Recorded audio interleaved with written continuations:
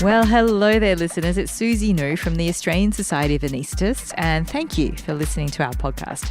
It's called Australian Anaesthesia, and it's where we talk about all things relevant to anaesthesia in Australia. In this episode, I chat with a friend and colleague that I have known since we started training together, who is now a supervisor of training and very involved with education at the college, Dr. Cara Allen. Now, I won't lie. When I first sat down to do this podcast with Cara, I thought it would be a podcast for residents who've just gotten onto the training program, and we'd be providing some tips and tricks for how to navigate your first year of being an anaesthetic registrar. But Cara is such a wealth of information about medical education that we ended up talking about not just that first transition into being a registrar, but also subsequent transitions, such as when you move from being a registrar to a provisional fellow and then on to becoming a specialist and practicing in your own independent right. We also talk about how even though you may be a specialist and fully qualified, that you never got completely comfortable with anaesthetising paediatric patients, or perhaps always felt a little bit rusty about vascular anaesthesia. We also talk about how, if you're someone like me who's gone down a few different career paths, how there can be certain moments that cause you to pause and reflect. So I believe there's something in this episode for everyone, no matter what your stage in your career. And because we talk about so much, it reminded me of so many resources from the Australian Society of Anaesthetists. And I'll go through those at the end of the episode. There's one event that I wanted to mention up front, which is in May every year, and that is specifically for residents or pre-vocational doctors who are trying to get onto the anaesthetic training program.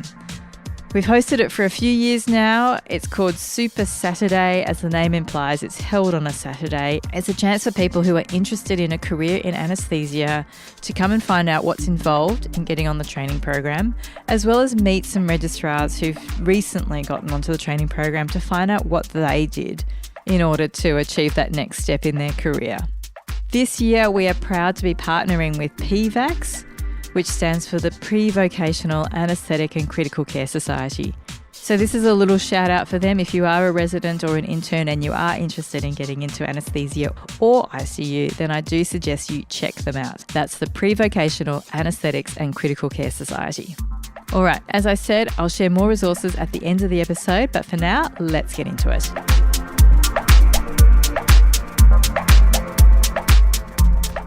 Thank you, Cara, for giving up some time today. We are chatting about what it's like for new trainees who are joining the training program. I should make a disclosure that it's been a little while since I joined the training program, because we, of course, trained together. Yeah. But I think the thing is that now with the work that we've been doing, just providing a bit of background to some of the things that I've seen coming out and providing more of a bird's eye perspective than a personal perspective, because I know you've had people on who've talked about training and exams. Great. And before we go into that, let's get a little bit of background on you. You're currently supervisor of training at a big tertiary hospital in Melbourne. Yep. How long have you been doing that for now? Oh, good question. About 7 or 8 years. Wow. So you would have seen a lot of trainees coming through. Yeah, quite a few who came in as HMOs, seen them go through the training program, and they're now in their early consultant years, which is really nice. That's nice. Have you got a number of SOTs in your department? Yes, we have. I think officially we have 4 at the moment, and we're just about to appoint a 5th. And we've had quite a number of the senior staff anaesthetists have had a stint as SOTs as well. Yeah, it's good to see the leadership roles being rotated through the department as well. Yeah, I think that's really important because it provides expertise within the department. But I also think it's good for the trainees because they might not want to approach an SOT with something because that's an official college role, whereas they're quite comfortable approaching somebody who's in a mentor role. So, yeah, it just means that those people have had experience of being SOT and so therefore can give advice that's really relevant to a situation. And with a team of SOTs like you have there, do you divide it up at all in terms of who's looking after, say, the introductory or the basic trainees and the advanced trainees? Yeah, we try and do that. And one of the things we were talking about when we talked about training generally was this concept of transition periods. So my observation is that there is a transition from resident to registrar and from registrar to provisional fellow and from provisional fellow to consultant. And each of those has what in education terms we might describe as a threshold concept, which has a few kind of features, but a couple of those features are that it can be quite uncomfortable to go through that process. And the other feature is that it's permanent. Once you've crossed that threshold, you can't then go back to that state. Interesting. Before I dive into that threshold change, that transition from RMO to introductory trainee, I just wanted to dive into your background with the college, because I know you've done a lot of work with education in the college as well. Yeah, so I'm the Deputy Chair of the Education Development and Evaluation Committee, and that means that I also sit on the Education Executive Management Committee, which are titles that describe a group of people who are working together to try and make sure the curriculum reflects what we want safe anaesthetists to be able to do, and the way that we assess that process is robust, defensible, fair, transparent, all of those things. It's a great community of practice. And so I would say to anyone that's interested in doing some education stuff that the college is a great place to do that, because you'll work with people like Jenny Weller and Damien Castanelli and Kirsty Forrest, Leonie Watterson, Nav Sidhu. I'm sure I've missed people out. There's always people, so apologies to anyone else that we have forgotten. We're still thinking of you. So I want to come back to that threshold concept and of it being uncomfortable and permanent. Yeah, so for example, it's interesting talking to people who are doing dual training. So for example, ANZCA training as well as CICM training. And they talk about finishing one or other and then going back into a trainee role and really having to consciously put themselves in that role of connecting with being supervised because they've moved into a supervisory capacity in their other role. Yes. And that, I think, reflects that sort of threshold concept. Yeah. A lot of people commonly say that they might have fellowed in one specialty and just say the idea of going back to being in a position where people are now telling me what to do, I don't think I can do that. And I might have started dual training, but I'm just going to leave it at one fellowship. Thank you very much. So that's interesting. So if they can navigate that threshold and go back to that position, that might help them get through that second training program.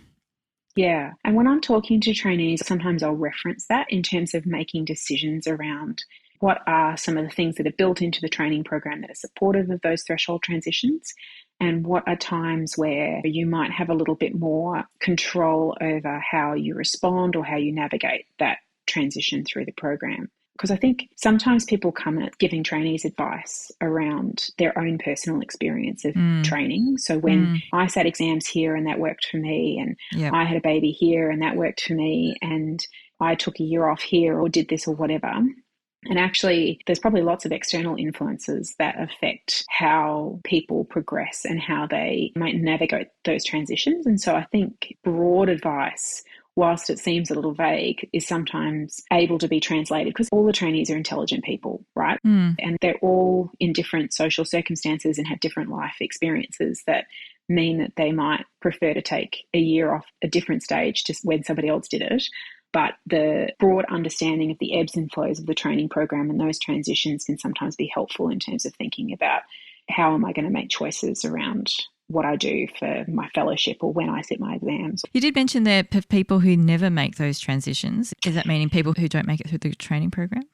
Some of it is circumstantial. So, for example, I practice at a tertiary hospital that doesn't do a lot of paediatrics. My comfort level with paediatrics is a lot lower than, say, somebody like yourself who does a lot more paediatrics. And so I would say in some ways that's dragged out crossing the threshold for me.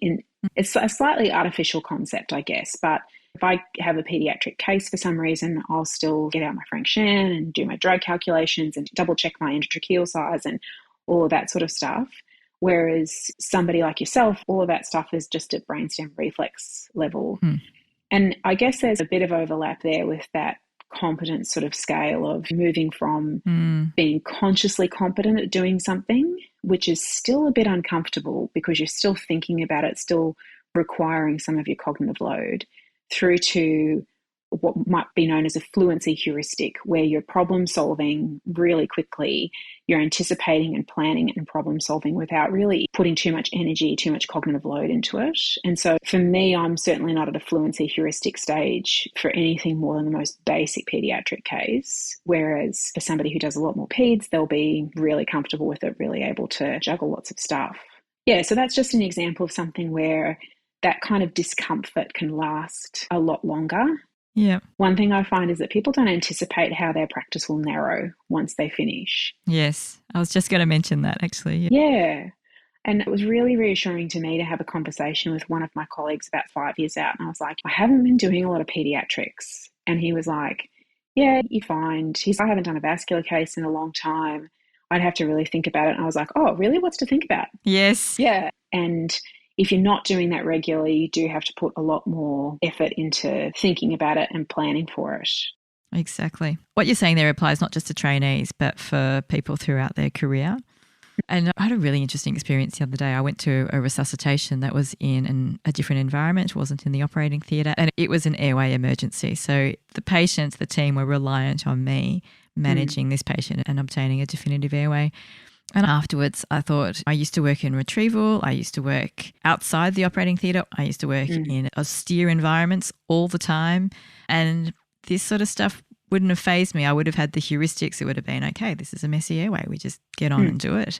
And I thought afterwards, like, I was a bit slow. I would have done that quicker. I would have been a bit more pushy about reassessing it my way, not taking someone else's way. You're always self-critical, I think, after a resuscitation. Yeah, that's so interesting. So two things really stand out to me in what you just said then, which is both that a lot of things. So I'll try and stick with two, but like that first thing of I'm not with my team in my familiar space. And again, as a trainee, that's a really common thing is that you're moving from job to job. It might be 3 months or 4 months. If you're lucky, it might be 6 months. But I remember when I got my fellow job that was for a whole 12 months and I was like, finally, I can establish some relationships because that's so critical, isn't it? And particularly the relationship with your anaesthetic nurses where they say, would you like CMAC for this next case? And the answer to that is almost always yes. Yes, if someone suggests it, just say yes. If you think I need that, then I've got to have a good reason for saying no. Exactly. And also just like your reflection that it's been a hot minute since I was in an austere environment and doing retrieval. And so we move from fluency heuristic back to unconscious competence through to conscious competence. And if you've been unconsciously competent at something and you're suddenly consciously competent at it, that's actually a really uncomfortable place to be. Hear a lot from people who are returning to work after a significant period of leave. If they're objectively assessed, they're still competent, but their confidence has taken a hit, which is a different thing. Yes. And like you say, it does prompt reflection about your performance and what could I have done differently? And if I was more used to doing this type of thing, what would I do differently? And a lot of the times the answer is not a lot. Sometimes there is something we can learn from it. Say yes to the video laryngoscope when it's offered. Yeah, that's it. I think you're right, though. When you're just doing it at brainstem level, you don't have the internal dialogue. You just have, this is how I do it. Yeah. And then when you suddenly don't have it at brainstem level, you can't say, this is how we're going to do it. You just say, I'm going to try my best. And hopefully you're just going to say yes to the good suggestions that come along. For sure. The patient made it to ICU, so that's okay. Great work. Well, okay work. I wanted to come back to one of the things that I notice with residents who are now transitioning into registrars. The one that I really see is when they start to brace that they are coming into a specialty where they will have to work independently.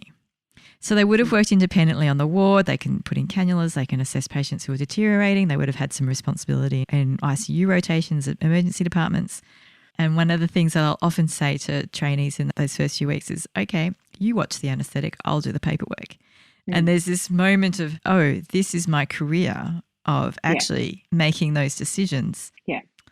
So what are your thoughts on that from an educational point of view? Is that a threshold? Yeah, absolutely. I think that transfer of responsibility is a big threshold concept throughout. Moving from resident to registrar, which is what you've described, and almost feeling, as you say, it's almost like a step back in responsibility in some respects because you have been doing some independent stuff. And now all of a sudden you're working with people who are like, no, that's not how you tape the outline. I remember when I started anaesthesia, I was like, wow, these people really care about their IV access. And now as a consultant, I'm like, don't give me micropore. I want some Blendem. I remember thinking as a registrar, after being told off for not taping something a particular way, I remember saying to myself, when I become a specialist, I'm not going to be one of those. I know. Guess what? And I do it all the time. Totally. That is the best description of the threshold concept I've ever come across, is that I'm just going to tape the IV with whatever to, no, I have a preferred tape. So at the other end is not having that safety net of the consultant you can call on. And I was just saying this to somebody yesterday of, yes, you've been running the show after hours and you've been doing Caesars independently, you're going down to trauma calls and doing whatever, but now there's no one else. Now you are the person that they will come to with the questions, and that's uncomfortable. And I have the same advice for the person who's finishing their training as I do for the person who's starting that training, and it is that community is your friend. So having people around you who you trust to tell you the truth about yourself and your blind spots and your practice, and who you can bounce questions and ideas off of, that is invaluable. And it is absolutely critical, I believe, to longevity in anaesthesia. Definitely. I will die on that hill. That's one amazing tip. So everyone at any stage in their career, whether it's in anaesthesia or not, I think really needs to follow that advice. That is outstanding. All right. So let's look at people who are crit care residents. And they've got, it's like the golden ticket to the Willy Wonka chocolate factory nowadays. They've got the training position. Some of the things that they're going to be considering, I know the big thing is exams, and I've already done another podcast on that. And you mentioned before, we want to take a bit more of a global bird's eye view. So let's not dive into that, even though that's what most people will be asking about. Yeah. Let's think about the many other things that they should be considering. Yeah, I think that's a great point, Susie, because the exams are a big focus and they're expensive and they're time consuming and there's a lot of energy and effort that goes into them. But there's also a lot of assessments that's part of the training program itself. There's all the WBAs, the workplace-based assessments that form part of the portfolio that helps your SOT generally, but also your SSUs, make what's called a progression decision. So have you met the requirements for this particular section of the curriculum? And for people who are just new to the program, who don't know what an SSU is, do you want to just explain what that is? Sure, yeah. So the specialised study unit. So there's obstetrics and gynecology and colorectal and general surgery, or there's neurosurgery and neuroradiology, or vascular and cardiothoracic. So each type of anaesthesia fits into one of those SSUs. The person who assesses that is often different to the SOT. So again, that leadership's distributed across the department. Correct. I can say that because I'm a paediatric SSU supervisor. Yes. Are they all clinical, the SSUs? Yes, all the SSUs focus on clinical practice. Not medical education or leadership? Yes. So when you think about the roles that we're expected to play in practice, we use the CAN-MEDS framework, which comes out of the Canadian Royal College. That's got roles like scholar, medical educator, medical expert. So we're really focusing on the medical expert clinician component of that. As you're alluding to, there's also the scholar roles activities which need to be accomplished at various stages of the training. And those include things like teaching a skill, performing an audit, being able to read and evaluate research, all of that sort of stuff. Agreed. So I could imagine for usually a crit care RMO who's now coming into the training program and they're hearing this, they might be feeling a little bit overwhelmed. There's the expensive, scary exam. Plus now there's these workplace-based assessments, trying to get their head around all these acronyms like SSUs and SOTs. What could they be doing to prepare for the start of their registrar year? Yeah, great question.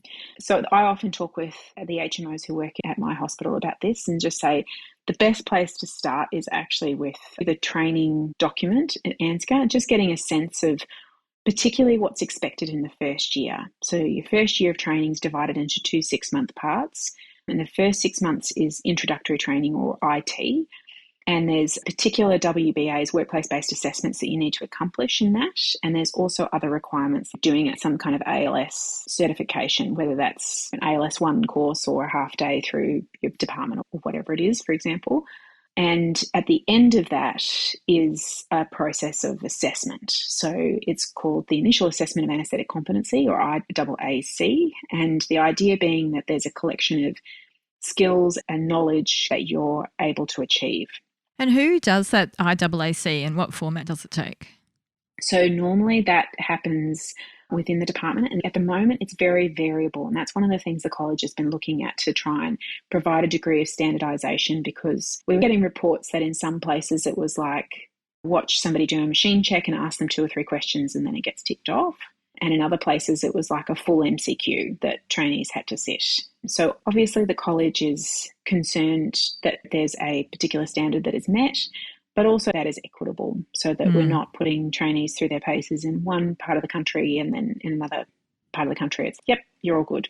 It's not necessarily a single day assessment. So, for example, if you're working in a unit that does a lot of obstetric epidurals, that in the first 2 weeks there's a real focus on getting you competent so that for the remainder of your 6 months in that unit, you're able to perform those independently. And by the end of that 6 months that you're able to anaesthetise a simple case in a healthy patient. In that first 6 months as an introductory trainee, you've got one-to-one level supervision, isn't it? That you've always got a consultant with you. Thank you for bringing that up, because that has been a topic of lots of discussion. The college has said that for that introductory training period, there must always be a consultant available to that trainee. And that consultant should know what the case is and how the trainee is anaesthetising the case. But there is some flexibility about whether or not the consultant is literally standing next to the trainee.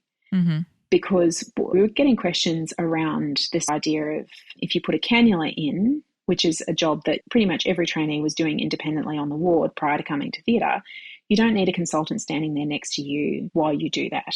No. And then you can see the kind of progression through the skill levels of what about an arterial line, what about a central line, and then not just procedures but clinical decision making. So is it time to turn the SIVO down at the end of the case? Those sorts of questions that people who are new to anaesthesia wrestle with a little bit. And it also was a bit artificial to just suddenly flick the switch at the end of 6 months and say, now you're good to anaesthetise an ASA2 or an ASA3 for a lap appendix with no consultant support or consultant support from home.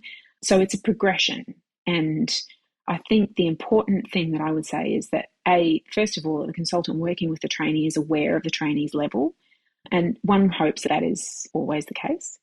And also, ideally, that the consultant and the trainee have a conversation around what the learning goals for the trainee are, what they particularly want to focus on in terms of, do they want to focus on airway management or induction or positioning the case or documentation? What is it that they particularly want to focus on? And that the consultant is there to provide support so that the trainee can achieve their learning goals within that particular area of interest. What are the workplace-based assessments that introductory trainees are looking at doing in that first 6 months? Regulation 37, if you just Google, it's publicly available, covers the training program. It's about 20 pages long. It's quite helpful for just understanding how much time is required and what various stages actually mean. And it's a good thing to have a look through before you start your training program, because it gives you a bit of a sense of where some of the holdups might be. In terms of introductory training, there's 3 aspects to introductory training: the volume of practice, the workplace-based assessment and courses. And then that culminates in the IAAC, which is the assessment of all of that. A lot of courses that you take as part of your training are actually non-assessment courses. They're purely for learning. Making you a better clinician. Yes. Yep. So the WBAs that form part of the initial assessment of anaesthetic competency are 3 DOPS, which is a direct observation of procedural skills, and 6 mini CEX, which is a mini clinical evaluation exercise. And this is where I say that the way that the DOPS forms and the CEX forms are structured is that there's a scale and the trainee self registers on the scale, and then the supervisor picks where the trainee's up to as well. The other thing I should say is that provisional fellows can also do workplace-based assessments for other trainees. If you're working with a provisional fellow, that doesn't mean that you can't get them to do a WBA for you. Oh, okay. That's good to know. So the scale's kind of broadly 3 parts is how I describe it. So it reflects the entrustability. That's a big educational word, the entrustability of the procedure. And what that means is how likely it is that I could leave the trainee completely to their own devices to do this thing. And I think what can be tricky is that if we think about those things, so we've got preoperative airway assessment. Can I leave a trainee to do a preoperative airway assessment without feeling like I need to step in? That's a relatively low threshold to cross versus bag mask ventilation and LMA insertion. That might be a higher threshold to cross, because we all know that things can go awry with both of those things. And if they do, then I need to be a very short distance away. Yeah. And so early on in your IT, you might not be able to troubleshoot LMA insertion particularly fluently. And you might find bag mask ventilation gets a bit hard or gets a bit tiring, or it's a bit trickier to troubleshoot as well. And so that limits the amount that I can entrust that activity to the IT. Mm-hmm. So it would be really unusual for me to score an introductory trainee as a 9 on bag mask ventilation LMA insertion, simply because that essentially says, I think they've got all the skills they need to perform this task completely independently with no input from me whatsoever. Yep. Now, a provisional fellow would absolutely get a 9 for that. That's a no-brainer, which doesn't mean that they should never call for help. Sometimes they will still need a second pair of hands or a second brain in the room. But an introductory trainee still needs active supervision. I think people can sometimes feel bad that they're quote unquote scoring a 3 on those first WBAs. It's not a fail. You don't need to repeat it. It's a recognition that you've got room to grow. And most people will take a bit of time to cross that threshold, as you say, unless you've done something like being a paramedic before you came into anaesthetic training. Yeah, absolutely. How long does it take to cross some of these thresholds? How much expectation should trainees be putting on themselves for some of these? Yeah, such a great question. I feel like we had this conversation after our second part, Susie, where it was like, I felt really good about things. And now all of a sudden I've studied for my second part and I'm super worried about all the things that can go wrong. You know what you don't know all of a sudden. Yeah. So I think there's so many variables. So there'll be people who feel really comfortable doing obstetric anesthesia where everything's going great and everybody expects 100% good outcome all of the time, and then all of a sudden things go horribly wrong and you've got to manage that and stay calm and all of that sort of thing.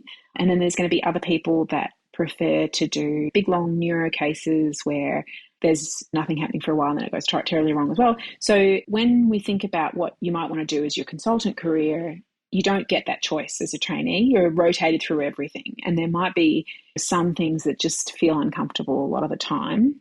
And that's okay, because not every part of anaesthesia is going to be for everyone.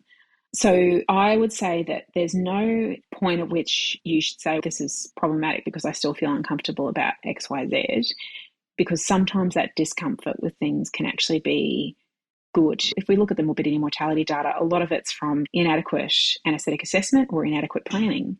And so getting too comfortable can mean that you're not doing the things that you need to do to keep the patient safe. This is a very, very broad overview. So I would say by mid first year of training, so at the end of IT, people are feeling like they actually understand what the practice of anaesthesia looks like, that it's different from ward-based work.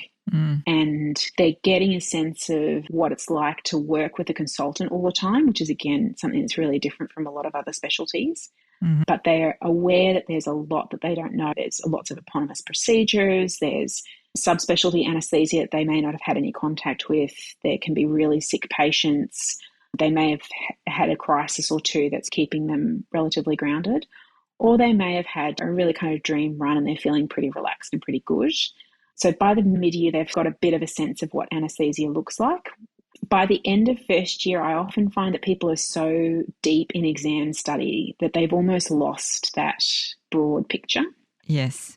It comes back. Don't worry. Yes, it does. Exactly. It's not until they've sat their first part and that is out of the way that they come up for air and start thinking about, what skills do I want to learn? What interests me? What do I enjoy? And that's the time where I say to people, have a break after you've passed your exam, but make sure that you keep your finger on the pulse of the scholar roll stuff, because it can get out of control pretty quickly if you don't have a plan. And the other thing I would say is that if you want to do your fellowship overseas, that is the time to start thinking about it in between the 2 exams. So for some people who know that's what they want to do, for them it makes sense to get the first part out of the way reasonably quickly so that they can focus on getting some of the other stuff taken care of. Because if you are going to do your whole provisional fellow year overseas, then you really only have 4 years in Australia to get all of the stuff done.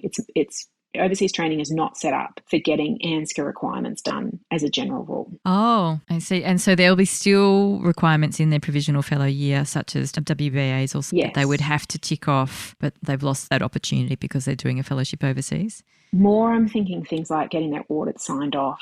Scholar roll things. Yes, being in a department that's got a scholar roll tutor means that you've got that kind of easy access to somebody who knows how to help you achieve those goals Whereas once you go overseas, it's a different setup. Yes. You do still have WBAs you need to do, and they need to be in your provisional fellow year. So that's an MSF and I think 2 case-based discussions. But it's not a particularly onerous group of WBAs, and they can be done anywhere. It's more you should have all your volume of practice ticked off. You should have all but 52 weeks of your time ticked off, and you should have all your scholar roll activities ticked off. And there's just a lot less flexibility if you're saying, right, from February of my provisional fellow year, I'm going to be overseas. Yeah, okay, that's a good tip. So squeeze all those things into 4 years rather than 5. Yeah. Is there anything else that you would like to say about training and transitions throughout training, and particularly congratulations for people who are coming into their first year of being a registrar? Yeah, absolutely. I think one thing I'll acknowledge, going back to what you said at the beginning about it's the golden ticket to get a training position, I'm very aware that there's a lot of people who are trying to get on the training program or who've taken roles that aren't necessarily linked with the training program. And depending on where you are in Australia and Aotearoa, it might be quite a challenging sort of thing, like having a year-to-year contract, for example, and some uncertainty about volumes of practice and things like that. So I guess there's 2 things that I want to say to that, which is that, first of all, that you always have consultants around you who are keen to support you and who will give you advice if you ask for it. So don't be shy about reaching out to people and asking questions about training progression and what their experiences were. And that's as an important learning as lots of the other stuff that takes place in theatre. And I guess I just also want to acknowledge that there's lots of people working in the college who recognise that's a really challenging place to be. And we're trying to work on some processes and some courses and things like that to support people who are in those positions of some uncertainty around training positions and employment. And I guess the other thing that I would say is the vast majority of people that I interview for training positions are eminently employable. They are excellent doctors. They are compassionate people. Some of them have done amazing things outside of medicine. And in the same way that not passing an exam on a first attempt doesn't reflect on who you are as a person, not getting on a training program on your first attempt also doesn't reflect on who you are as a person or a doctor. It's a finite resource. And I wish I could offer a position to everyone who is employable. We just don't have the capacity to do that at the moment. Wow, lovely words there, Cara. Thanks for saying that. I think it's good to try and reach out to people and support them in the best way that we can, and hopefully they'll find it's reassuring that the college is also really looking at this, and hopefully there might be some changes coming. All right, thank you so much for your time today. Always wonderful chatting with you, and I'm sure the trainees out there will find this useful. Thanks, Susie. Lovely to see you too. Well, I hope you enjoyed that conversation as much as Cara and I did. I love catching up with someone who's just so intelligent and has such a great sense of humour. Anyway, we have a lot to unpack. So what did I mention at the start? Super Saturday is a Saturday event, usually in May. It's for our pre-vocational doctors, interns who are looking to getting onto the anaesthetic training program. Come along to that and pick other people's brains about what they did to get onto the program. This year we're partnering with PVACS, the Pre-Vocational Anaesthetics and Critical Care Society.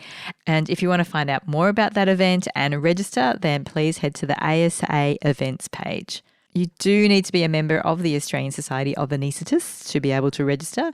However, if you are a pre-vocational doctor, then membership is complimentary. So it is a free event, but you do need to be organised and register in time. Before I unpack any further resources, if you did enjoy that conversation and want to read more about medical education, then I can point you to the March 2023 edition of Australian Anaesthetist. That's the coffee table type magazine that is produced by the Australian Society of Anaesthetists. I'll put a link to that in the notes below. In fact, I'll put a link to everything that I'm about to talk about in the notes below. If you're listening on your favourite podcast player like Apple Podcasts or whatever, then just scroll down. Look for the links. On my app, they're highlighted in blue as a hyperlink. Some of them you will need to be an ASA member to be able to access, but the link should still take you there once you've logged in. All right, so the March 2023 edition of Australian Anaesthetist, that is publicly available. You don't need to be an ASA member to access that. And that is chock-a-block full of articles about medical education. With all those resources, I thought I would go through things in chronological order in terms of our career stages. So if you are a pre-vocational doctor or you are an early stage anaesthetic trainee, then we have a new set of videos that are available on our YouTube channel. They're called Discovering Anaesthesia. They're brief videos that will hopefully give you little snippets on how to navigate those first few stages in your anaesthetic career, such as tips for cannulation, how to take anaesthetic histories, those sorts of things. We have some very hardworking team members behind the scenes there putting together more videos, so do keep an eye out on our YouTube channel for those. There's, of course, a lot of resources for trainees on the Australian Society of Anaesthetists website. I would suggest going to the ASA Ed, which stands for Education page, as your first port of call. Cara and I did talk about a few podcasts in our conversation. So one of them was episode 46, which is called I'm on the Training Program, Now What? And the focus of that is on the Part 1 exams. Thank you very much to the wonderful doctors Kaylee Jordan and Hamish Lanyon for joining me on that one. You can hopefully find that in your podcast library. Otherwise, it is there on the ASA page if you go to the trainee resources page. Also, there is episode 70 of the Australian Anaesthesia podcast, which is called From Overseas to Australian Specialist Anaesthetist. And in that episode, I chat with the wonderful Dr. Amritha, who gives us her insights about how she navigated the path of being a specialist international medical graduate. Cara did mention the ANSCA training regulations. I'll put a link to that. She said it was in particular training regulation number 37 that you should be looking out for, which I can confirm is a PDF that anyone can access, and it gives you all the things that are required for the ANSCA training program. Some other things that we talked about is maintaining fluency in your practice, and that is where the Australian Society of Anaesthetists Anaesthesia recipe book might come in handy. So these are some short videos which are designed to give you a brief refresher, not teach you how to do an anaesthetic from scratch. But as Cara and I talk about, your practice can really narrow as a specialist. And one thing I found really interesting when I've been talking to the contributors for the recipe book is how often they'll say, oh, there's not really that much to know. And I'm amazed at how much of that information is just at brainstem level for them. So the idea behind the recipe book is I'm picking the brains of people who do particular anaesthetics all the time and have done hundreds, maybe thousands of cases. And we're gathering all their tips and tricks, as well as some of the basics, all together in a brief video. So I'm really looking forward to adding to that collection. Hopefully I might be able to share some of your recipes as well in the future. All right, and the other thing that I love is Cara will die on this hill that community is your friend, and I cannot emphasize that enough. And I also understand how challenging that can be for some people who've, for whatever reason, moved countries, moved cities, just been in a different life situation. So we have been doing some work in establishing some peer groups within the Australian Society of Anaesthetists, and there's been a lot of training that's been conducted in conjunction with hand-in-hand peer support. That's providing training for members of the Australian Society of Anaesthetists as to how to become a supportive peer group member. And we're also encouraging anyone that would like to be in a peer support group to get in contact with us. The best way to do that is by emailing us at peersupport@asa.org.au. And as I said, I'll put their email address in the notes below. Finally, we didn't talk about it in this podcast, but if you're at that stage in your career where you are looking towards retirement, first of all, well done. I hope it's been a long and successful career for you. We do have a retired anaesthetic group in all of the states, so you can get in contact with us via your state or territory committee, be involved with your local retired anaesthetic group.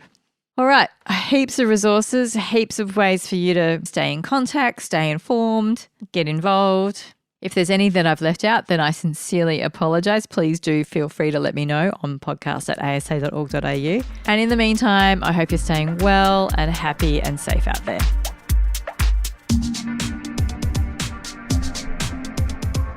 Thank you for listening to the Australian Anaesthesia podcast, which can be found on all the major podcast hosting platforms, as well as YouTube. This podcast is produced by the Australian Society of Anaesthetists and hosted by Dr. Susie New with music created by Dr. Mark Seuss. The ASA was formed in 1934, and our vision is for every anaesthetist in Australia to be at their best, providing the highest quality anaesthesia and perioperative care through excellent technical and non-technical skills. We also hope that this means that you are functioning at your best when you're away from work. In this podcast, we have conversations that seek to inform, challenge, and inspire you to keep you performing at your best. Members of the ASA can access full versions of all episodes by logging into the ASA website at asa.org.au. If you are listening on your favourite podcast app, then make sure you look at the episode notes for the direct link to the podcast on the ASA website. Also, feel free to follow or subscribe so that you can receive the latest episodes as we do publish regularly. If you have any questions or feedback, please feel free to email us on podcast@asa.org.au.